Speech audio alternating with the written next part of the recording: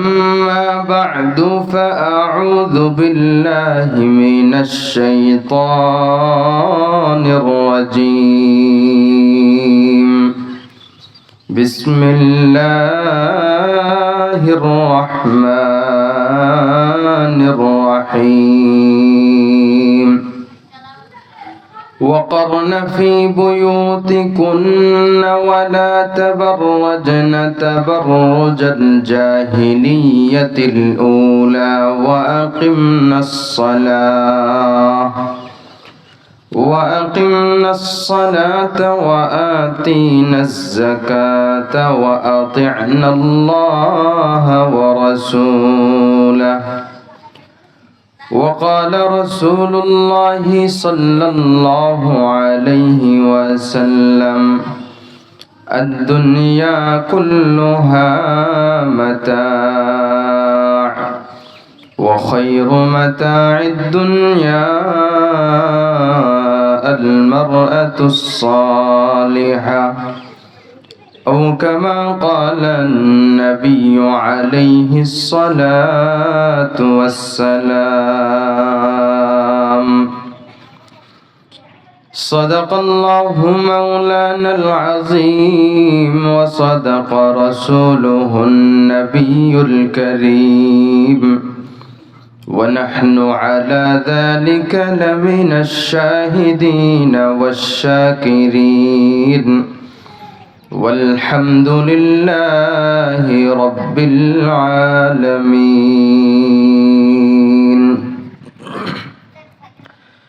मोमिन जो फिदा नक्श कफे पाए नबी हो मोमिन जो फिदा नक्श कफे पाए नबी हो ज़ेर कदम आज भी आलम का खजीना हो ज़ेर कदम आज भी आलम का खजीना गर सुन्नत नबवी की करे पैरवी उम्मत गर सुन्नत नबवी की करे पैरवी उम्मत तूफा से निकल जाएगा फिर उसका सफीना तूफा से निकल जाएगा फिर उसका सफीना आशिक हो बिरादर शहंशाह दो आलम आशिक हो बिरादर शहंशाह दो आलम मिस्कों से ज़्यादा मुबारक जिसका पसीना मिस्कों से ज़्यादा मुबारक जिसका पसीना अल्हम्दुलिल्लाह জামিয়া ইসলামিয়া ফুরকানিয়া লাউখোলা জাজিরা কর্তৃক আয়োজিত 2 দিনব্যাপী ওয়াজ ও দোয়ার মাহফিলের আজকের দ্বিতীয় দিনের মহিলা অধিবেশনের আল্লাহ রাব্বুল আলামিন আমাদেরকে এই বিশাল ওয়াজ এবং দোয়ার মাহফিলে দুনিয়ার বিভিন্ন ব্যস্ততা থেকে ফারেক করে আল্লাহ রাব্বুল আলামিন আমাদেরকে এখানে নিয়ে এসেছেন কোরআনের বাগানের মধ্যে আমাদেরকে বসার তৌফিক নসিব করেছেন এজন্য আমরা সকলে অন্তর থেকে কালিমাতুশ শুকর আদায় করি আলহামদুলিল্লাহ আল্লাহ রাব্বুল আলামিন দুনিয়াতে যত মাখলুক তৈরি করেছেন সব মাখলুকের মধ্যে আল্লাহ রাব্বুল আলামিন মানব জাতিকে সম্মানিত বেশি করেছেন মানব জাতিকে মর্যাদা বেশি দান করেছেন সমস্ত সৃষ্টির শ্রেষ্ঠ হলো মানব জাতি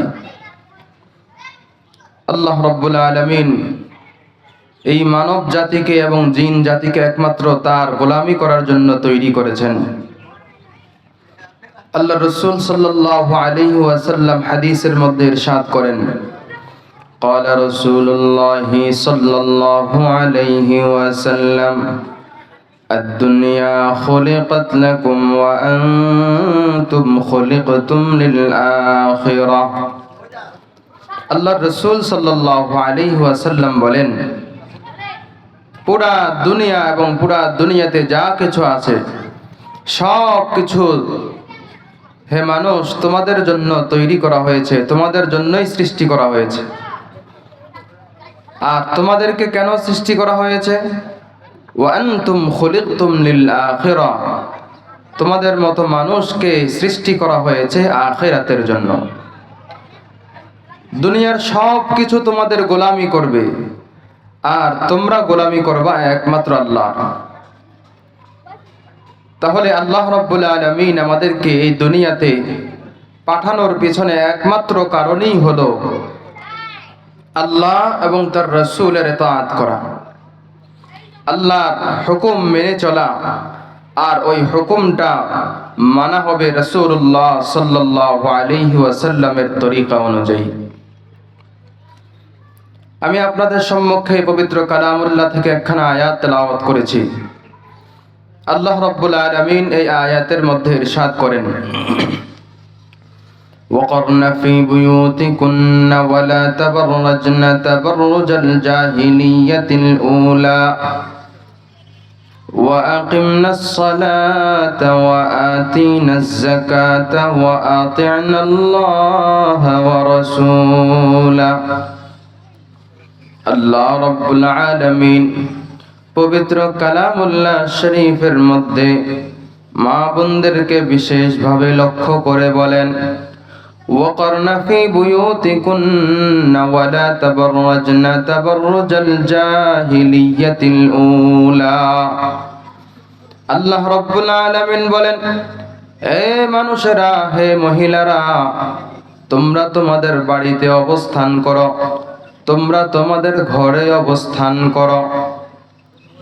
ওয়ালা তাবাররাজনা তাবাররুজাল জাহিলিয়াতিল উলা, প্রথম জাহিলি যুগের নারীরা যেভাবে নিজেকে অঙ্গ প্রদর্শনের মাধ্যমে, নিজেদের পোশাক পরিদর্শনের মাধ্যমে যেভাবে নিজেদেরকে অন্য পর পুরুষের সামনে নিজেদেরকে প্রদর্শন করত, সেভাবে তোমরা প্রদর্শন করিও না। জাহিলি যুগের নারীরা যেভাবে রাস্তাঘাটে চলাফেরা করত, সেভাবে তোমরা চলাফেরা করো না। কি করবা? ওয়া আকিমনাস সালাত, আল্লাহ রাব্বুল আলামিন বলেন, তোমরা ঘরের মধ্যে থাকবা, বাহিরে বের হবা না।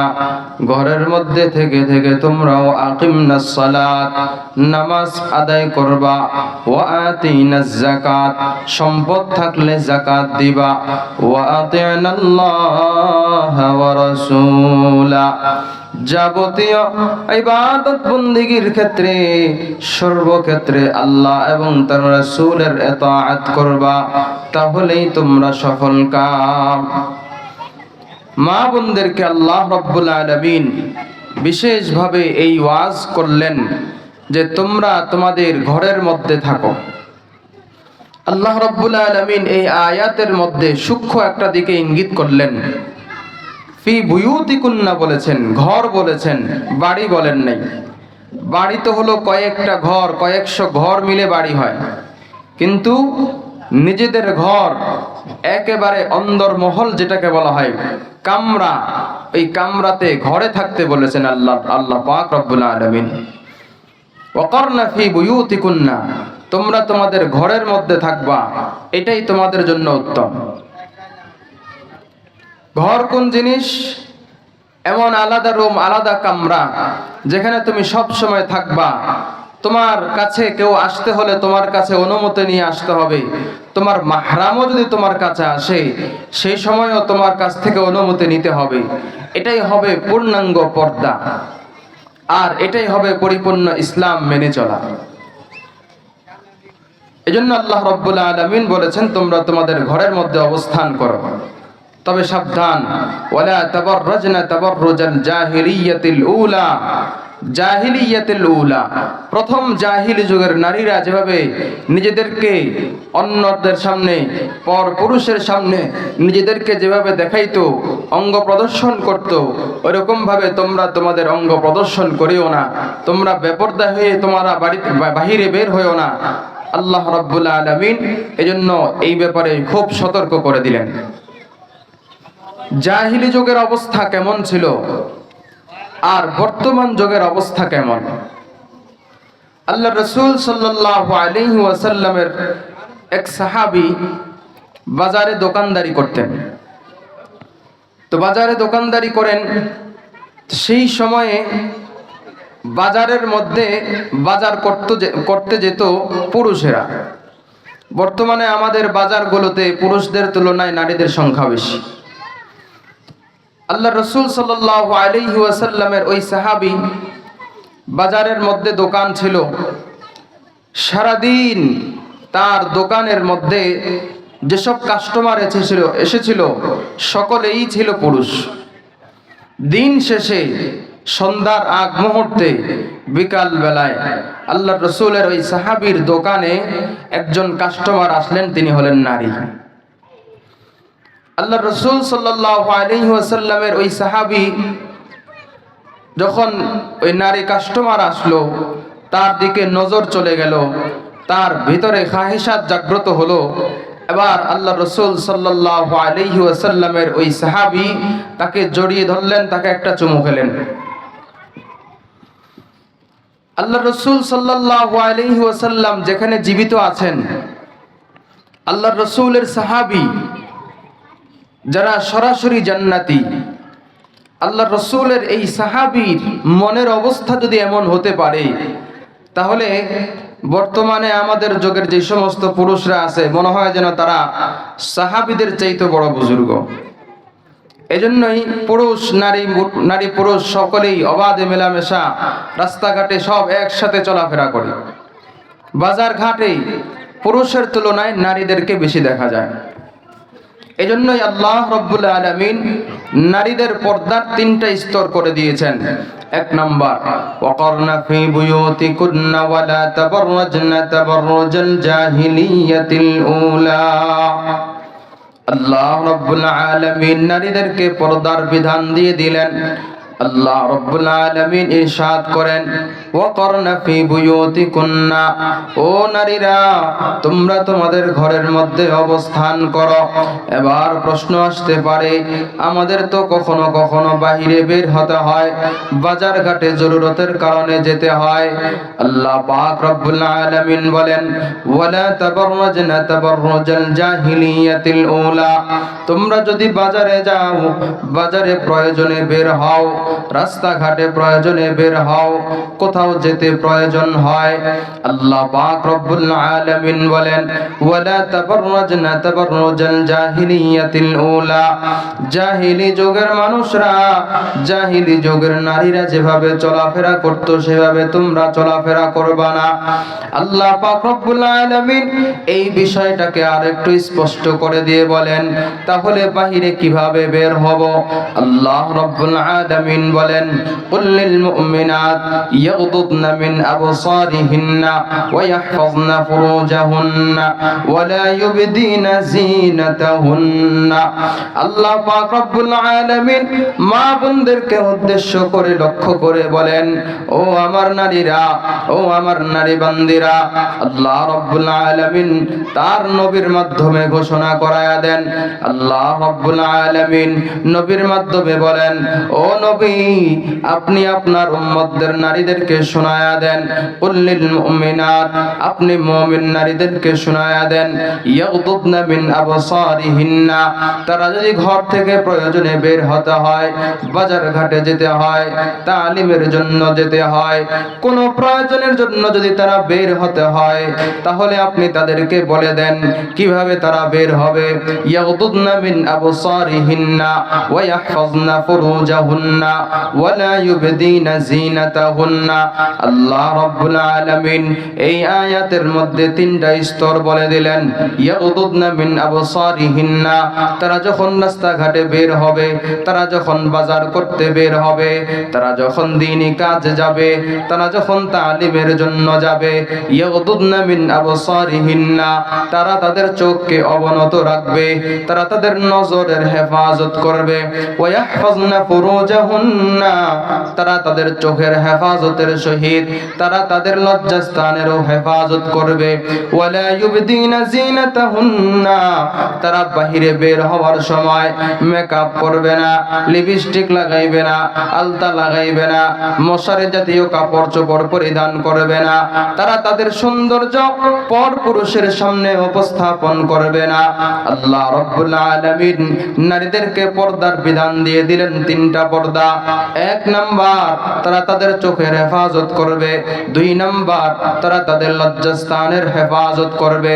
তিন নাম্বার, তারা যদি বের হয়, বের হওয়ার সময় তারা মেকআপ করবে না, তাদের সৌন্দর্য প্রদর্শন করবে না, পর পুরুষের সামনে তারা সেজে গুজে বের হবে না। আল্লাহ রাব্বুল আলামিন বিধান দিয়ে দিলেন, পর্দা করবা, তোমরা সৌন্দর্য প্রদর্শন করবা না। সৌন্দর্য প্রদর্শন একমাত্র ইল্লা লিবুলাতিহিন্না, তবে একমাত্র যে তোমাকে মেকআপ কিনে দেয় যে স্বামী, ওই স্বামীর সামনে সৌন্দর্য প্রদর্শন করো। কিন্তু আমাদের ক্ষেত্রে হয় উল্টা। আল্লাহ রাব্বুল আলামিন আমাকে সুন্দর একটা স্বামী দিলেন, ওই সুন্দর স্বামীকে সুন্দর একটা স্ত্রী দিলেন। এবার ওই স্বামী সুন্দর স্ত্রীর জন্য মেকআপ কিনে নিয়ে আসে, সৌন্দর্য বর্ধনের জন্য বিভিন্ন আসবাবপত্র কিনে নিয়ে আসে। দেখা যায় সে ওইগুলো ব্যবহার করে স্বামীর সাথে না, স্বামীর সামনে সেজে গুজে না গিয়ে বাহিরে বের হয় সে সমস্ত মেকআপ লাগায়। আল্লাহ রাব্বুল আলামিন আমাদেরকে হেফাজত করেন। আল্লাহ পাক রব্বুল আলামিন আমাদেরকে পোশাক দান করেছেন। বর্তমানে তো এমন পোশাক বের হয়েছে যে এই পোশাক পরার চাইতে না পরাই ভালো ছিল। যেই পোশাক পরলে শালীনতা আসবে, কিন্তু এই পোশাক শালীনতার পরিবর্তে অশালীনতার দিকে ডেকে নিয়ে যায়। এজন্যই তো আল্লাহ পাক রব্বুল আলামিন সর্বপ্রথম বলেছেন ইয়াগদুদনা মিন আবসারিহিন্না, নারী জাতি সব সময় নিজের চক্ষুকে হেফাজত করবে, চোখের হেফাজত করবে। আর অন্যের চোখ তার উপরে পড়বে, সেখান থেকেও সে নিজেকে হেফাজত করবে। অন্যের চোখ তার উপর, অন্যের নজর তার উপর পড়া থেকে হেফাজত করবে কিভাবে? সে পোশাক পরিধান করবে, শালীন পোশাক পরিধান করবে, ঢিলেঢালা পোশাক পরিধান করবে। কিন্তু এমন পোশাক পরিধান করি যেই পোশাক পরার চাইতে না পরলে আরো ভালো ছিল। কারণ যেই পোশাক পরেছি, এই পোশাক পরার কারণে অন্যদের কুদৃষ্টি আরো বেশি করে পড়ে। এজন্যই আল্লাহ পাক রব্বুল আলামিন পবিত্র কালামুল্লাহ শরীফের মধ্যে বলেন, ইয়া বানি আদম খুযু জিনাতাকুম ইনদা কুল্লি মসজিদ। আল্লাহ পাক রব্বুল আলামিন বলেন, হে আমার বান্দারা, তোমরা যখন মসজিদে যাও তখন তোমরা সুন্দর পোশাক পরিধান করে যাও। আল্লাহ পাক রব্বুল আলামিন পুরুষ জাতিকে লক্ষ্য করে কথা বললেন, নারী জাতিকেও এবং পুরুষ জাতিকেও লক্ষ্য করে আরেকটা কথা বলেন। আল্লাহ পাক রব্বুল আলামিন বলেন, ইয়া বানি আদম ক্বাদ আনজালনা আলাইকুম লিবাসান ইউয়ারি সাওআতিকুম ওয়া রিশা ওয়া লিবাসুত তাকওয়া যালিকা খায়র। আল্লাহ রাব্বুল আলামিন বলেন, ইয়া বানি আদম ক্বাদ আনজালনা আলাইকুম লিবাসা, হে বনি আদম, হে আদম সন্তান, ক্বাদ আনজালনা আলাইকুম লিবাসা, আমি তোমাদেরকে লিবাস দিয়েছি, আমি তোমাদেরকে পোশাক দান করেছি। ইউয়ারি সাওআতিকুম, যেই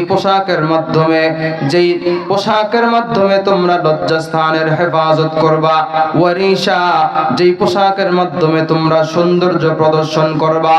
আল্লাহ পাক রব্বুল আলামিন আমাদেরকে পোশাক দান করেছেন লজ্জাস্থানের হেফাজত করার জন্য, আমাদেরকে পোশাক দান করেছেন নিজেদের অঙ্গকে ঢেকে রাখার জন্য। আল্লাহ পাক রব্বুল আলামিন আমাদেরকে যেই মহান একটা দৌলত দান করেছেন, আমাদের মানুষদেরকে সবচেয়ে সম্মানী একটা ইজ্জত দান করেছেন। আল্লাহ রব্বুল আলামিন এই যে মর্যাদা দান করেছেন, মানুষের সবচাইতে দামি সম্পদ হলো তার সম্মান, মানুষের সবচাইতে মূল্যবান সম্পদ হলো তার ইজ্জত।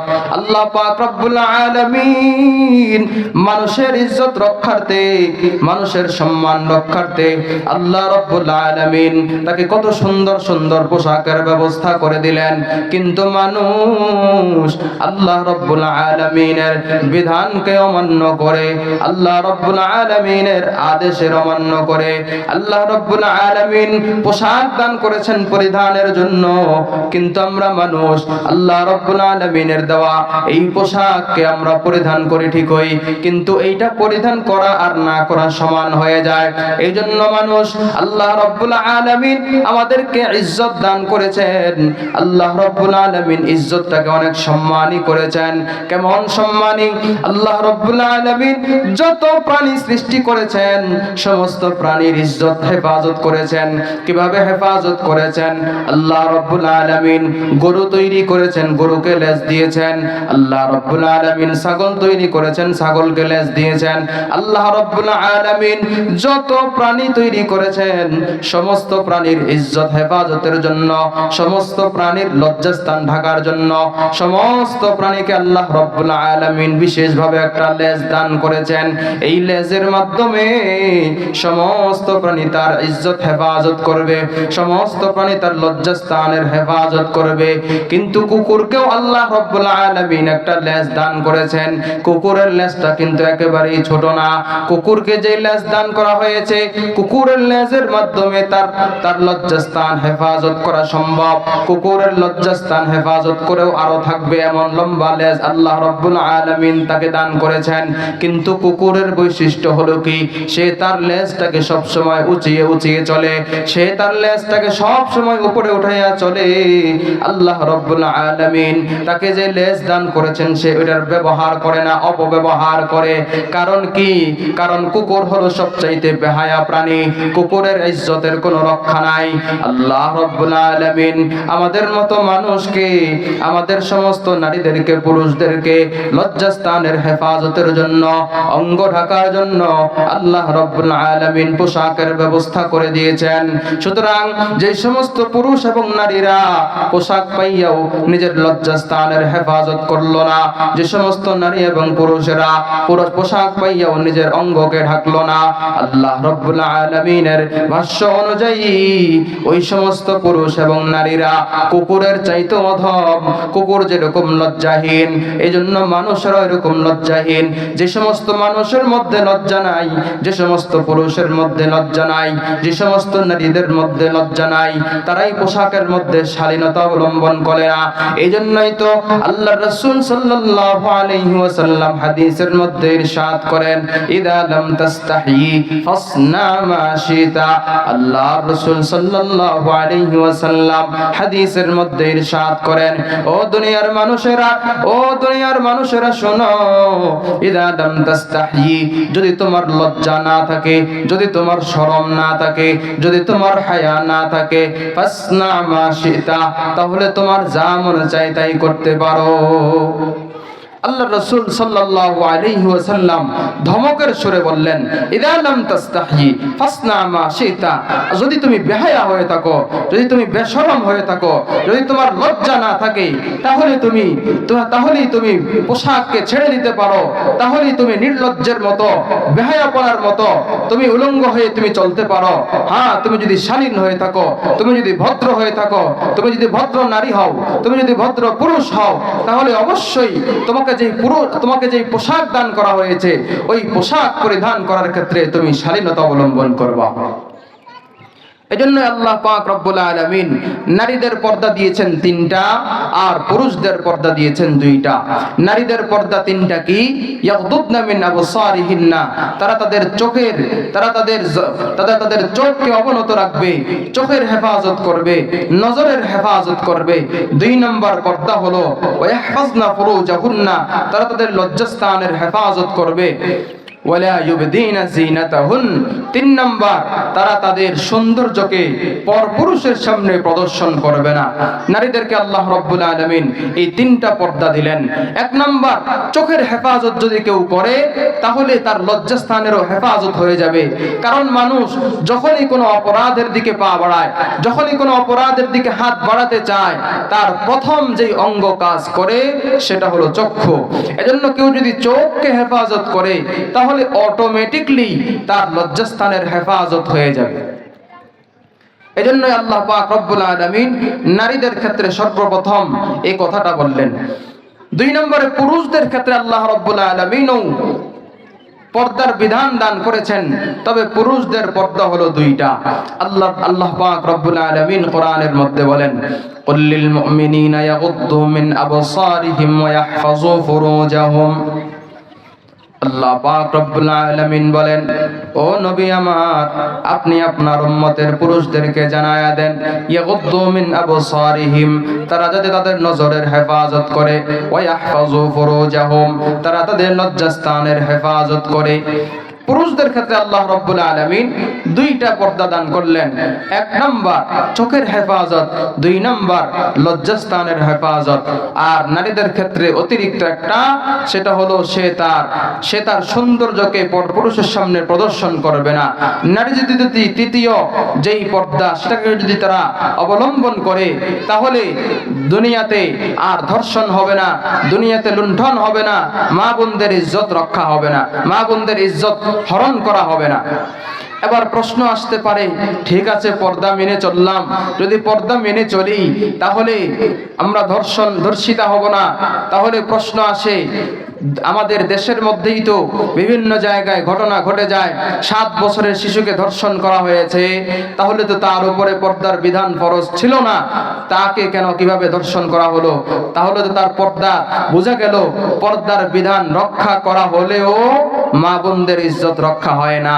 প্রশ্ন আসতে পারে, জবাব হলো, আল্লাহ পাক রব্বুল আলামিন নারীদেরকে সৌন্দর্য দান করেছেন, ওই যে 3 নম্বর পর্দা, ওয়ালা ইউবদিনা জিনাতাহুন্না, তারা তাদের সৌন্দর্যকে পরপুরুষের সামনে প্রদর্শন করবে না। এবার জবাব হলো যে যদি কোনো ব্যক্তি আপনাকে গালি দেয়, আর আপনাকে যে গালি দিয়েছে তার গালির প্রতি উত্তর হিসাবে আপনি তাকে একটা লাঠির মাধ্যমে মারতে গেলেন, এখন মারতে যখন যাবেন, যাকে মারবেন সে সেখান থেকে সরে গেল, আরেকজন ঠেকাতে আসলো, যে আপনাকে তাকে মারা থেকে ঠেকাতে আসলো, যে ঠেকাতে আসলো তার উপরে বাড়িটা গিয়ে পড়লো, আপনি তার উপরে আঘাত করে বসলেন, অনিচ্ছাকৃত তার উপরে আঘাত পড়ে গেল। এবার বলেন, তাহলে তো ওই ব্যক্তির দোষ হলো না, যাকে মারতে চাইলেন তার উপরে পড়লো না, যে ঠেকাতে আসলো তার উপরে পড়লো। ঠিক তেমনি ভাবে আমরা যখন বাজারে চলি, বাজারের প্রত্যেকটা দোকানে দোকানে, প্রত্যেকটা বিলবোর্ডের মধ্যে বিভিন্ন সুন্দর সুন্দর নারীদের অঙ্গভঙ্গি, বিভিন্ন অঙ্গভঙ্গি, তাদের এরকম বিভিন্ন অশ্লীল ছবি জায়গায় জায়গায়, রাস্তায় রাস্তায়, মোড়ে মোড়ে প্রদর্শন করা হচ্ছে। সুতরাং এরকম রাস্তায় রাস্তায়, দোকানপাটে, মোবাইলে, টিভিতে যখন এই ধরনের অঙ্গহানি, এই ধরনের বিভিন্ন বেহায়াপনার ছবি, বিভিন্ন বেহায়াপনার ভিডিও, বিভিন্ন অশ্লীলতার অঙ্গ, যখন বিভিন্ন অশ্লীলতার এই প্রতিচ্ছবি যখন দেখতে পায়, একটা যুবক যখন দেখতে পায়, তখন তার ভিতরে একটা কামোদ্দীপনা জাগ্রত হয়। এবার সে তার এই কামোদ্দীপনা, এবার তার এই যে এটা আকাঙ্ক্ষা, এটাকে সে রক্ষা করে, এটাকে সে চাহিদাকে তার মিটায়। এবার মিটানোর ক্ষেত্রে তার সামনে চাই 7 বছরের মেয়ে পড়ক আর 70 বছরের বৃদ্ধা পড়ক, সে কোনো কিছুই পরোয়া করে না। তাহলে মূলত দোষ তার নয়, দোষ হলো ওই যে রাস্তায় রাস্তায়, মোড়ে মোড়ে, মোবাইলে, দোকানপাটে, বিভিন্ন জায়গায় যে সমস্ত নারীদের উলঙ্গ ছবি প্রদর্শন করা হয়, ওই উলঙ্গ প্রদর্শিত ছবি হলো মূল দায়ী। এজন্য আল্লাহ পাক রব্বুল আলামিন আমাদেরকে যে পর্দা দান করেছেন, পর্দার বিধান দান করেছেন, 3 স্তরের পর্দার বিধান দান করেছেন। পরিপূর্ণ পর্দা যদি রক্ষা করা হয়, তাহলে বলা যেতে পারে আল্লাহ চাহে তো এই দুনিয়ার মধ্যে কোথাও কোনো একটা নারী ধর্ষিতা হবে না, কোনো মায়ের ইজ্জত লুণ্ঠন হবে না, কোনো বোনের ইজ্জত নিয়ে ছিনিমিনি খেলা যাবে না।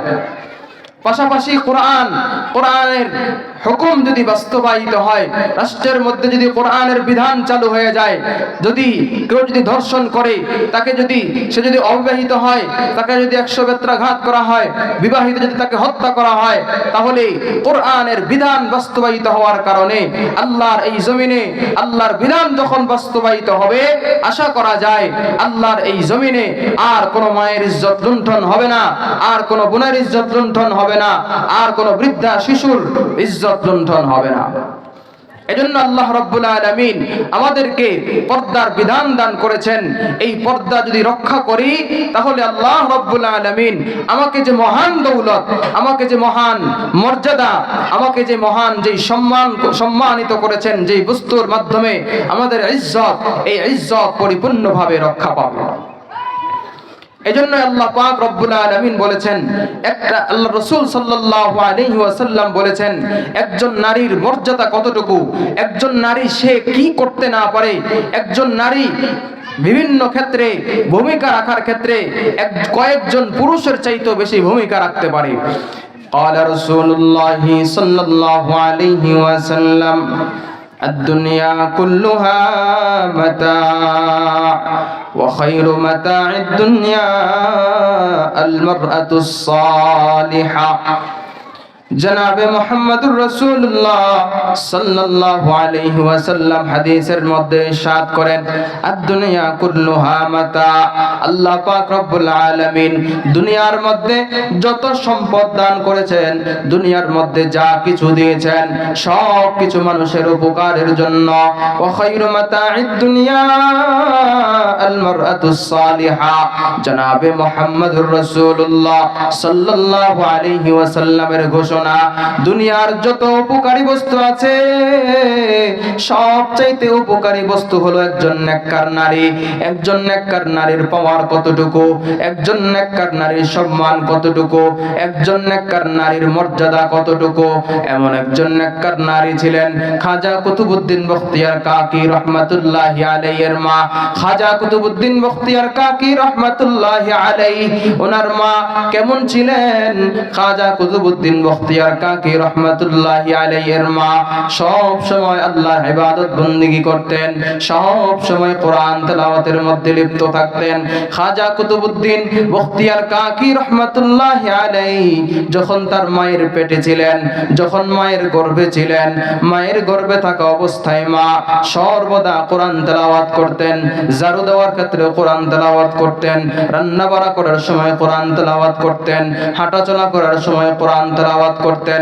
খাজা কুতুবউদ্দিন বখতিয়ার কাকি রহমাতুল্লাহি আলাইহির মা সব সময় সন্তান যখন পেটে ছিল, সন্তান যখন গর্ভে ছিল, সর্বদা কোরআন তেলাওয়াত করতেন। এই সন্তান খাজা কুতুবউদ্দিন জন্মগ্রহণ করলেন। খাজা কুতুবউদ্দিন জন্মগ্রহণ করার পরে খাজা কুতুবউদ্দিনকে নিয়ে আসলেন। যখন একটু বড় হলেন, খাজা কুতুবউদ্দিনকে উস্তাদের কাছে নিয়ে আসলেন। উস্তাদের কাছে নিয়ে এসে বললেন, হুজুর, আমার সন্তানটাকে কোরআনের হাফেজ বানাতে চাই, আমার সন্তানটাকে দ্বীনের বড় আলেম বানাতে চাই। ও হুজুর, আপনি আমার সন্তানটাকে বড় আলেম বানায়া দেন। এবার খাজা কুতুবউদ্দিনের মা হুজুরের দরবার থেকে চলে গেলেন। খাজা কুতুবউদ্দিন বখতিয়ার কাকি রহমাতুল্লাহি আলাইহির উস্তাদ এবার কুতুবউদ্দিনকে পড়া শুরু করলেন, সবক দেওয়া শুরু করলেন। ও কুতুবউদ্দিন, তুমি পড়া শুরু করো আলিফ বা। খাজা কুতুবউদ্দিনের উস্তাদ ওনাকে আলিফ বা তা থেকে পড়ানো শুরু করলেন। কিন্তু খাজা কুতুবউদ্দিন বখতিয়ার কাকি তিনি কোরআনের শুরু থেকে পড়া শুরু করলেন, একেবারে 18 নম্বর পড়া গিয়া শেষ করলেন। খাজা কুতুবউদ্দিনের উস্তাদ হতভম্ব হয়ে গেলেন, আশ্চর্যান্বিত হয়ে গেলেন। হায়রে, তার মা তো আমার কাছে দিয়ে গেলেন মাত্র সবক শুরু করানোর জন্য, কিন্তু এখন তো দেখি খাজা কুতুবউদ্দিন সে 17-18 নম্বর পড়ার হাফেজ, সে কিভাবে এটা শিখলো? তার মা কি আমার সাথে দুষ্টামি করলো? তার মা কি আমার সাথে মজাক করলো নাকি? খাজা কুতুবউদ্দিনের মাকে ডাকানো হলো। খাজা কুতুবউদ্দিনের মা আসলেন। এবার ওস্তাদ বললেন, ও আপনি কি আমার সাথে দুষ্টামি করলেন নাকি? আপনি কি আমার সাথে মজাক করতেছেন নাকি? কিভাবে মজাক করলাম হুজুর? এবার খাজা কুতুবউদ্দিনের ওস্তাদ বলেন, আপনার ছেলে কুতুবউদ্দিন, আপনি তো আমার কাছে তাকে নিয়ে এসেছিলেন, আমি তাকে সবক দেওয়া শুরু করব, তাকে আলিফ বা তা থেকে পড়ানো শুরু করব। তাকে আলিফ বা তা থেকে পড়ানো শুরু করলাম, কিন্তু সে তো আলিফ বা তা থেকে শুরু করে, আলহামদুলিল্লাহ থেকে শুরু করে, সূরা বাকারা থেকে শুরু করে, আলে ইমরান, নিসা সমস্ত সূরা পড়তে একেবারে 18 নম্বর পড়া পর্যন্ত পৌঁছে গেল। 18 নম্বর পড়ার মধ্যে গিয়া 18 নম্বর পড়ায় গিয়া শেষ হলো। খাজা কুতুবউদ্দিনের মা বলে, হুজুর, আমি তো জানি না সে কিভাবে 18 পড়া পর্যন্ত মুখস্থ করে ফেললো। এবার খাজা কুতুবউদ্দিনের উস্তাদ মাকে জিজ্ঞাসা করলেন, বলেন আপনি কি এমন আমল করেছেন বা কোন কারণে আপনার ছাত্র আপনার সন্তান এই পর্যন্ত মুখস্থ করে ফেলল? এবার খাজা কুতুবউদ্দিনের মা কান্না শুরু করে দিলেন। ওস্তাদ জিজ্ঞাসা করলেন, আপনি কেন কান্না করেন? খাজা কুতুবউদ্দিনের মা জবাব দেন, হুজুর, আমার এই সন্তান যখন আমার গর্ভে ছিল, আমার এই সন্তান যখন আমার গর্ভে ছিল, আমি সব সময় কোরআনের তেলাওয়াত করতাম। আমি 18 পারার হাফেজ ছিলাম, 18 পারা আমার মুখস্থ। আমি সব সময় এই 18 পারা আমি তেলাওয়াত করতাম। সব সময় আমি এই 18 পারা হেফজ করার কারণে সব সময় তেলাওয়াত করতাম। ঘর ঝাড়ু দেওয়ার সময় কোরআন তেলাওয়াত করতাম, বাহিরে বের হলেও কোরআন তেলাওয়াত করতাম, হাঁটাচলা করার সময় কোরআন তেলাওয়াত করতাম, যখনই সুযোগ পাইতাম তখনই কোরআন তেলাওয়াত করতাম।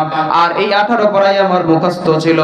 আমার মনে হয় আমি যখন তেলাওয়াত করতাম, আমি যখন তার গর্ভে থাকা অবস্থায় এই 18 পারার হেফজ করার কারণে যখন তেলাওয়াত করতাম, ওই 18 পারা আল্লাহ রাব্বুল আলামিন তাকে হাফেজ বানায়া দিয়েছেন। এবার কুতুবউদ্দিনের মা কান্না শুরু করে দিলেন। ওস্তাদ জিজ্ঞাসা করলেন, আপনি আবার কান্না করেন কেন? খাজা কুতুবউদ্দিন বখতিয়ার কাকি রাহমাতুল্লাহি আলাইহির মা আরো জোরে কান্না শুরু করে দিলেন। কেন কান্না করেন গো? কান্না করি এই কারণে, হুজুর, আমি তো 18 পারার হাফেজা ছিলাম। আমার আফসোস হয় যদি পুরো কোরআনটাকে আমি হেফজ করতে পারতাম, যদি পুরো কোরআনটা আমার হেফজ থাকতো, পুরো কোরআনটা যদি আমার মুখস্থ থাকতো, তাহলে আমার সন্তান, আমার এই ছেলে আমার গর্ভে থাকা অবস্থায় পুরো কোরআনের হাফেজ হয়ে যেত।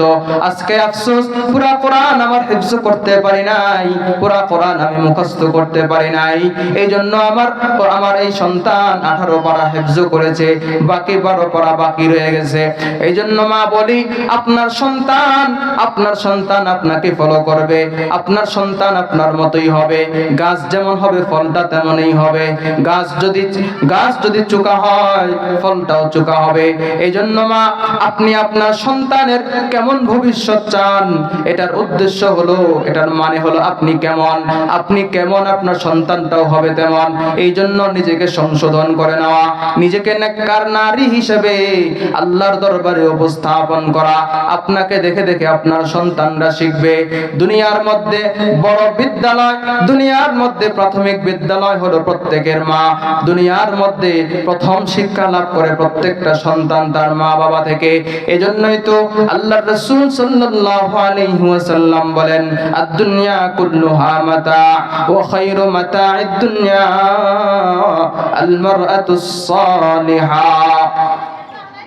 দুনিয়ার সবকিছু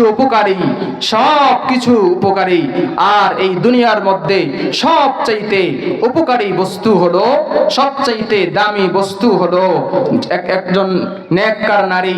সুতরাং একজন নেককার নারী যা করতে পারে, একজন নেককার মা যা করতে পারে, দুনিয়ার সবাই মিলেও সেটা সাধন করতে পারে না, সেই কাজ আঞ্জাম দিতে পারবে না।